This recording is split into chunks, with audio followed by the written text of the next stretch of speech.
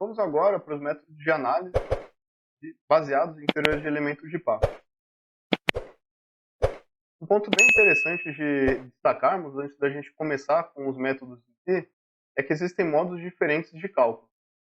Um modo de projeto ou on design, onde a gente vai projetar a nossa hélice para o método de mínima perda de energia, ou design for minimum induced losses, ou a condição de Betz, onde as entradas vão ser a potência ou a tração, a rotação, a velocidade, as polares do zerofólio, CD em função do CL, diâmetro, número de pás e CL de projeto.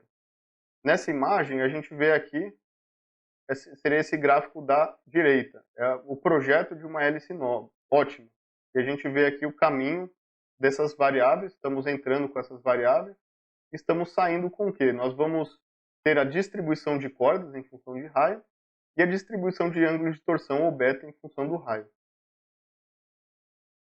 O modo de análise, ou seja, o off-design, nós entramos com uma geometria conhecida de hélice, uma rotação, uma velocidade, as polares e a geometria conhecida. E as saídas são a potência e a tração, ou seja, nós conhecemos a geometria, nós entramos aqui com a distribuição de corda, a distribuição de torção, o diâmetro, a rotação, a polar, a velocidade, e nós saímos com a potência e a tração. Nós vamos começar falando dos métodos de análise e vamos terminar falando dos métodos de projeto.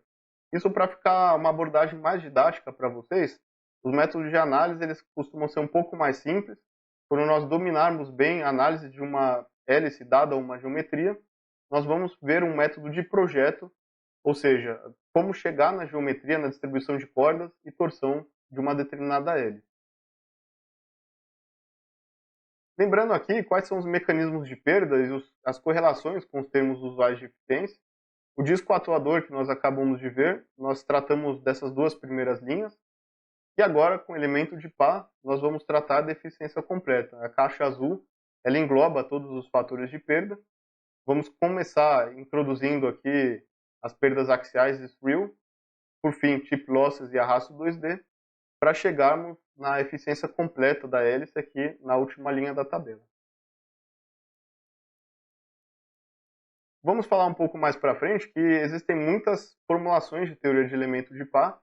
Nós vamos passar por essas 4 aqui. Já já a gente entra um pouco mais de detalhes de cada uma delas.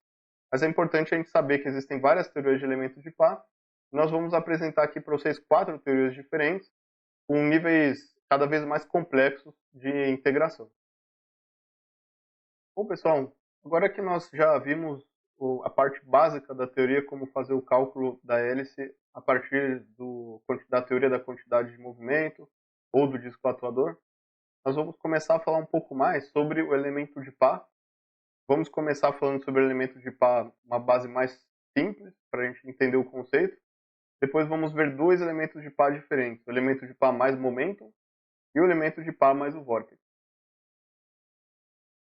Um ponto bem importante para nós conhecermos antes da gente entrar nos detalhes da teoria de elementos de par é que existem muitas formulações diferentes para a teoria de elementos de par.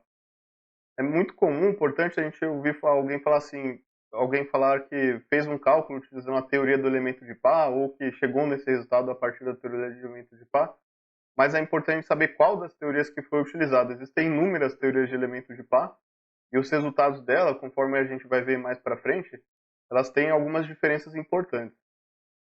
A gente aqui no curso vai fazer uma abordagem bem passo a passo para maximizar a consolidação de conhecimento de vocês. E a gente vai apresentar quatro métodos de elementos de par para serem bem objetivos e didáticos. Nessa tabela, nós temos um sumário de qual é o objetivo didático de cada teoria. A gente vai começar falando agora da teoria simples do elemento de par, seguindo o livro do Lowry, onde a gente vai objetivar aprender a decomposição de forças e integração de coeficientes.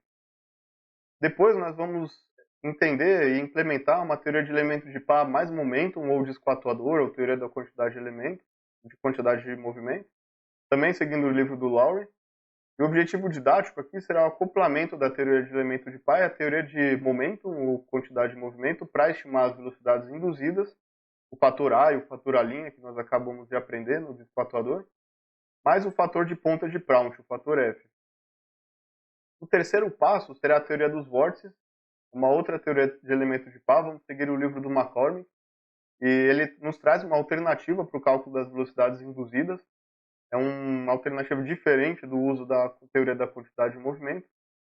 E por fim, nós vamos ver uma teoria que estamos chamando aqui de elemento de pá completa, do Adkins e Lieber, que é um paper bem famoso, que traz uma teoria bem útil para ponto de projeto e para cálculo off-design.